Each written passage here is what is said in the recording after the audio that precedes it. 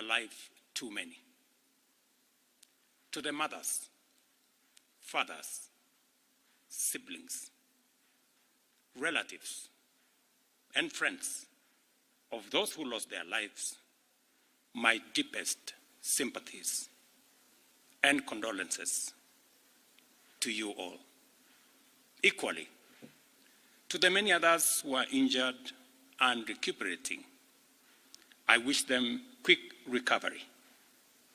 The government of Kenya will support all those who've lost their lives and those who've been injured. Despite all this, as a nation, we are finally discussing issues. We are not discussing tribes, personalities, or political formations, but rather we are discussing issues that affect each and every one of us.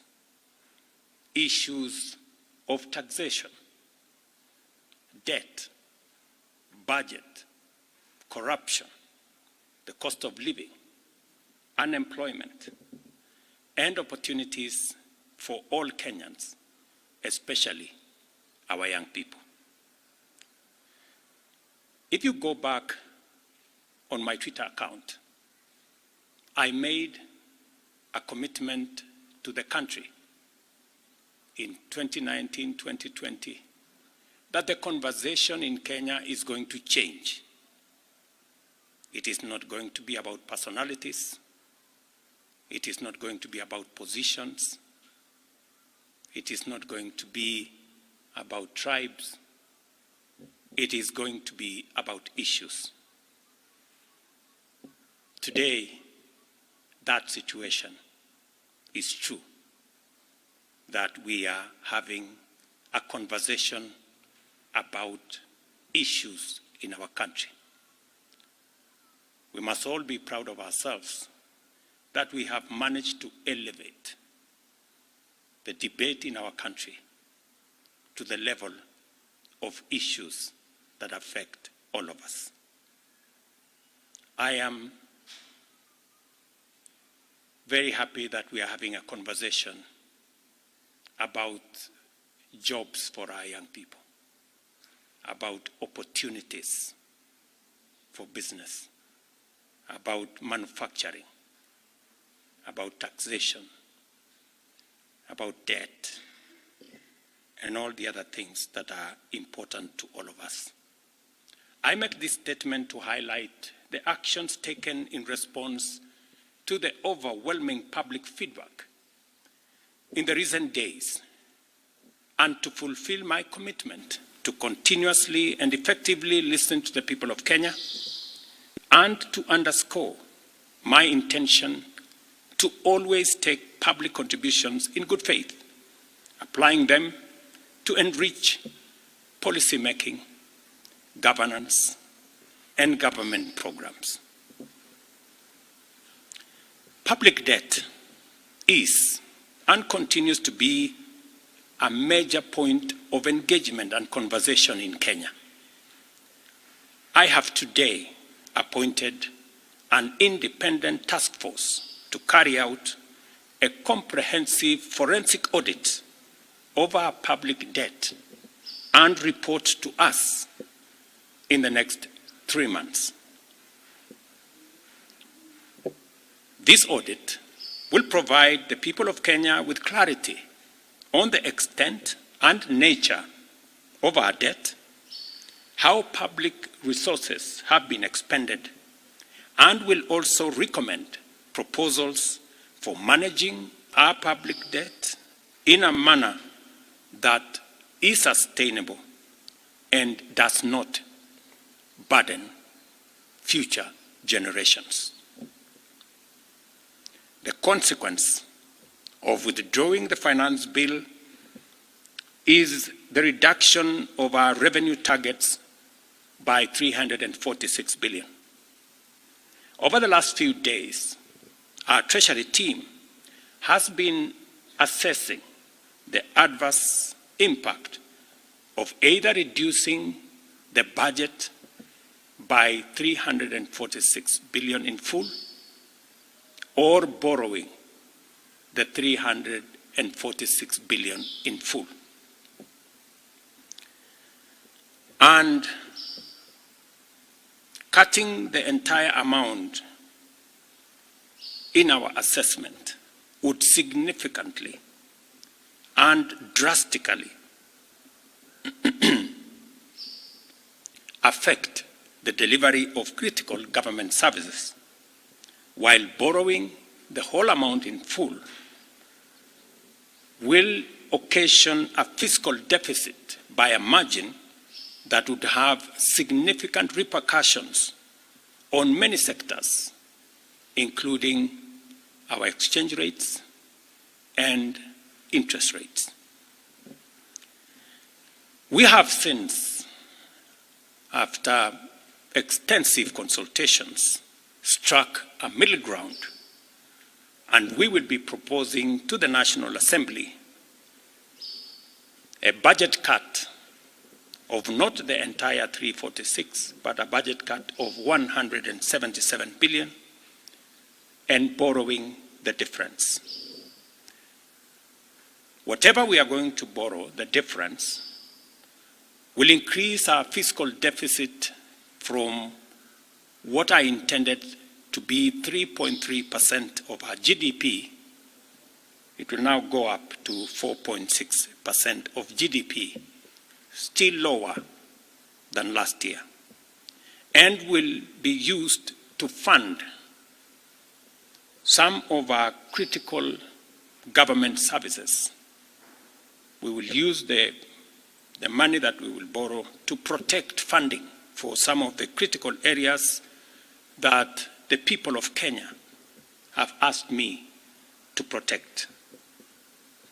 They include hiring of junior secondary school teachers and medical interns, funding the milk stabilization program for our dairy farmers, reviving our stalled road projects that are in many parts of Kenya, retaining the fertilizer subsidy program that has helped us manage our cost of living,